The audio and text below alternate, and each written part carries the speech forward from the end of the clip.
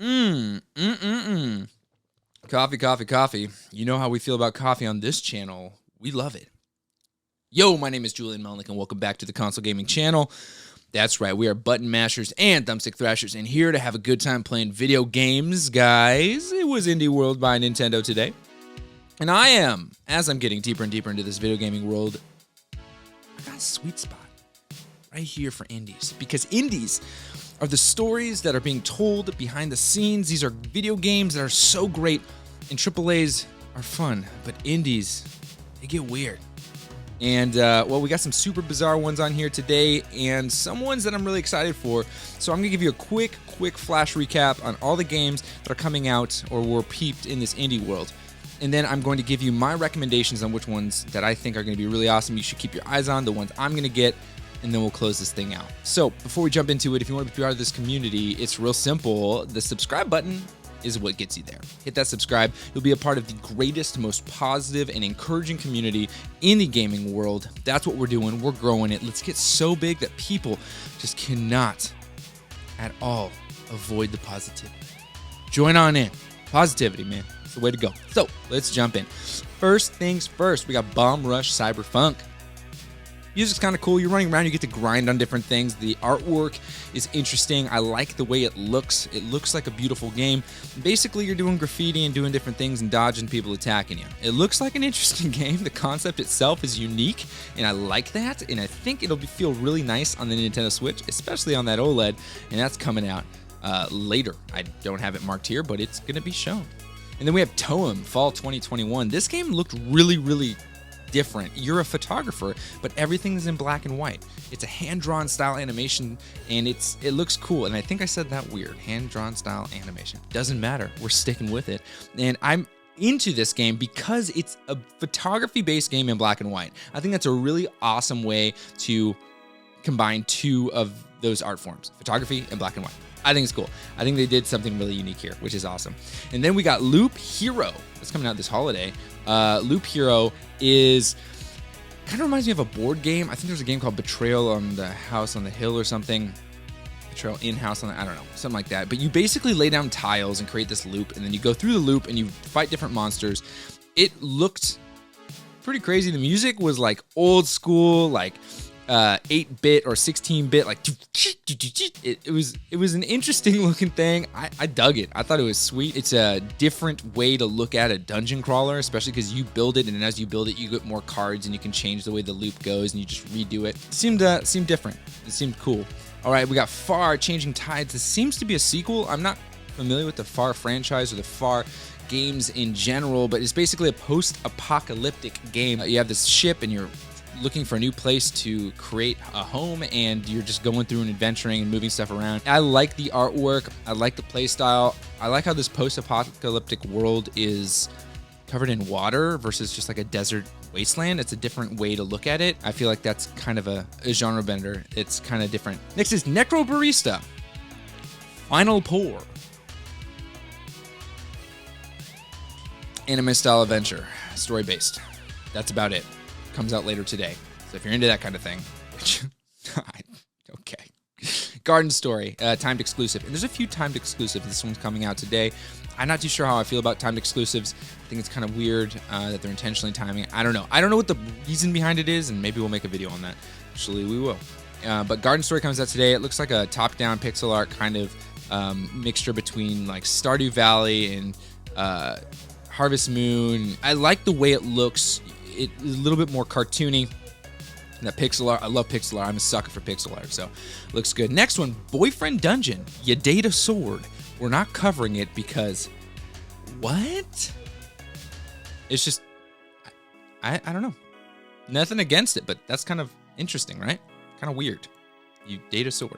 Axiom Verge, later today, you're going to get Axiom Verge. It's a really cool side scroller. Kind of reminds me of a mixture of Celeste. Same kind of art form of that in like Broforce. Like you're jumping around, and it looks interesting. It's part of that Axiom franchise or the Axiom story, which is pretty cool. I like the animation style a lot. I like the artwork. So it's available later today. And if it's a less expensive game, I might just pick it up. Shovel Knight Pocket Dungeon coming out this holiday. It's a puzzle-style game, but also has dungeon crawling aspects to it. Don't know how they're going to combine the two, but they're going to do it. And Shovel Knight, I know, is a very popular franchise. Not one that I am invested in, but they have piqued my interest. So I'm going to have to check out the Shovel Knight franchise. Islanders Console Edition coming out later today. It's a timed exclusive, and you basically build islands with different things. And if you're into a city sim builder type of thing, this is the way to go. Here it is. Metal Slug Tactics 2022. I'm not going to wait till the end to say this. This is my most anticipated game. I love tactics games, especially ones that are in that 3D space. So this one looks like the level is like a block that they just pulled off of the ground, and it's that square looking one. I love the way this looks. I love the Metal Slug animations. I love the game style. I love the explosions. It just looks so awesome. I'm very stoked for Metal Slug Tactics. That one's going to be on my radar hardcore. Tetris Effect Connected, a really interesting way to play Tetris, multiple puzzles at the same time with friends, multiplayer, cross-platform. I mean, they're really bringing the Tetris experience to multiple platforms to get more people playing Tetris, which I think is great. I've actually watched Tetris competitions, and dude, Tetris is super cool. In fact, a lot of you recommended I play Tetris 99 as a battle royale, and we're just gonna have to try that out. And then they kind of like hit us with a rapid fire. This is also coming, so I'm going to do the same. We got Astroneer, January 2022.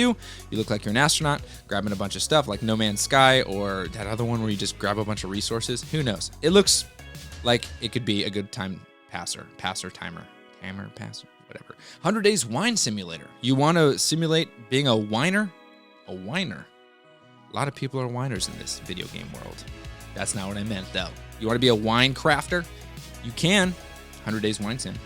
Slime Rancher, a very popular franchise. Apparently, I know nothing about it. Later today, it's coming to the Nintendo Switch, which I think is a great platform. I know a lot of people were excited about it, and they talked about it at the Xbox presentation. And then Lumberjack, if you want to be like me, a Lumberjack, you can go ahead and pick that up. Lumberjack coming out 2022. You are a Lumberjack. That's my note. You are a Lumberjack. Cool. Curious Expedition 2. I wrote, seems interesting.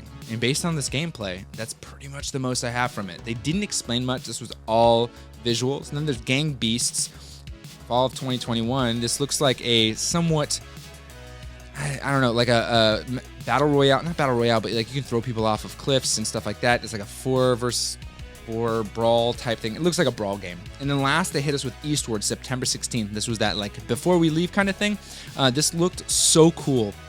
I was really excited, and let's get into the segment of which games I'm going to get. Let's start with this. Eastward is coming out September 16th, timed exclusive. The pixel art looks awesome. The storyline looks cool. It looks really interesting.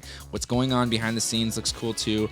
Like I think this game looked really, really rad. They didn't give us a lot of what it's about, but it just looks cool, and it reminds me of a pixelated version of Final Fantasy 15. I don't know why that's where my mind went, but that's where it went. And the other games that I'm really, really excited for, Metal Slug Tactics is going to be one that I am absolutely pre-ordering if I can, trying to get a physical copy. That game's going to be so cool. I'm actually really excited for this Bomb Rush Cyberpunk because of the artwork, and Toem, because that also looks really cool because it's a black and white photographer game, and I am a photographer, so I think that is going to be a really, really fun game to play. Today I am going to look at Garden Story. I think it's might be up my alley. I love life sims, so that might be something I'm going to look into. And the last one that I'm really excited for is going to be Far Changing Tides. I love the post-apocalyptic feel. It's going to be good. So these are the games I think that should be on the radar, especially Metal Slug Tactics, as well as Eastward. Eastward looks pretty